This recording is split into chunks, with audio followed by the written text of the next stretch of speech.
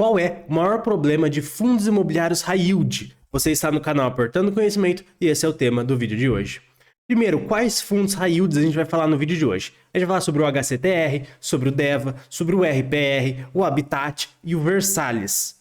Todos esses fundos imobiliários, eles são de alto rendimento. Eles costumam tomar muito risco para entregar esse alto rendimento. E até aí, tudo bem. Então, muitos dos CRIs desses fundos imobiliários, se você for ver, eles são de CRI IPCA mais 10, IPCA mais 12, alguns até IPCA mais 15, porque o alto risco está associado com o alto retorno deles.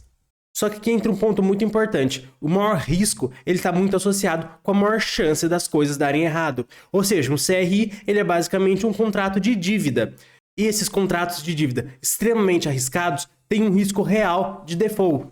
Default é o jeito que a gente fala calote em inglês, a gente fala em inglês para ficar mais bonitinho, mas basicamente você emprestou um dinheiro, essa empresa está fazendo uma operação extremamente arriscada e essa empresa pode acabar indo à falência e não conseguindo te pagar esse dinheiro.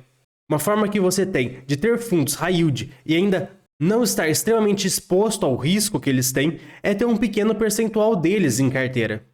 Só que aí tem um pensamento muito importante que vai ser o tema do vídeo de hoje. E se você tiver na sua carteira um pouquinho de cada um dos fundos high yields que a gente tem hoje? Será que vai ser uma boa ideia? Será que você vai estar diversificado? Então, e se você tiver um pouquinho de DEVA, um pouquinho de Hectare, um pouquinho de Habitat, de Versalhes, de URPR, você vai estar bem diversificado? Você vai conseguir se proteger se algo der errado em algum desses fundos imobiliários? Aqui a gente está usando de exemplo, por exemplo, 5% da carteira em cada um desses fundos imobiliários. Seguindo esse exemplo, então, você vai ter 25% da sua carteira de fundos imobiliários que pagam muitos rendimentos, mas tem um risco extremamente alto. Mas você vai estar diversificado em 5 fundos imobiliários diferentes. E até aí, tudo bem. Mas agora que entra o grande problema dos fundos imobiliários high yield. Mas se você está gostando do vídeo, por favor, se inscreva no canal para ficar por dentro dos próximos vídeos. E se já for inscrito, deixa o like no canal para ajudar aí a divulgação. Os CRIs mais arriscados que a gente tem hoje são no setor de loteamento e de multipropriedade. São eles que pagam as melhores taxas. E não existe CRIs de extremo high yield, ou seja, que pagam aí uma taxa gigantesca para todos os fundos imobiliários high yield serem independentes. Aí você vê e fala, tá, mas como assim não tem CRI suficiente para eles serem independentes? Quando você analisa cada um desses 5 fundos imobiliários high yields, você vai ver que eles são praticamente iguais. Todos eles possuem os mesmos CRIs, dos mesmos emissores, ou seja, eles estão emprestando dinheiro para as mesmas empresas. A única coisa que vai mudar de um fundo imobiliário para o outro, basicamente, é o percentual da carteira desse dado fundo imobiliário que empresta dinheiro para um dado CRI. Ou seja, todos esses 5 fundos imobiliários, eles estão emprestando dinheiro para as mesmas pessoas, pelas mesmas taxas, mas em concentrações diferentes em sua carteira.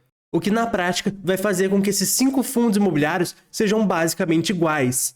Quando algo der errado em um CRI de alto risco, todos esses fundos imobiliários vão ser afetados, porque todos esses fundos têm esse CRI em carteira. Alguns têm um pouquinho mais, outros têm um pouquinho menos, mas todos têm. A carteira de CRI de todos esses fundos imobiliários é quase igual, ela é extremamente parecida.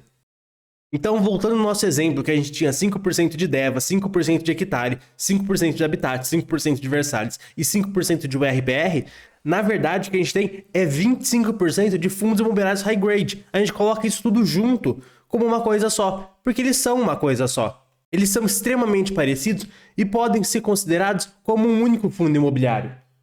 Não existe hoje no mercado imobiliário de CRIs um determinado número de CRIs que faça com que cada um dos fundos imobiliários consiga ter uma certa quantidade e ser um fundo independente, para fazer com que cada um desses fundos imobiliários consiga ser um fundo imobiliário independente do outro. Não, todos eles têm os mesmos CRIs em carteira.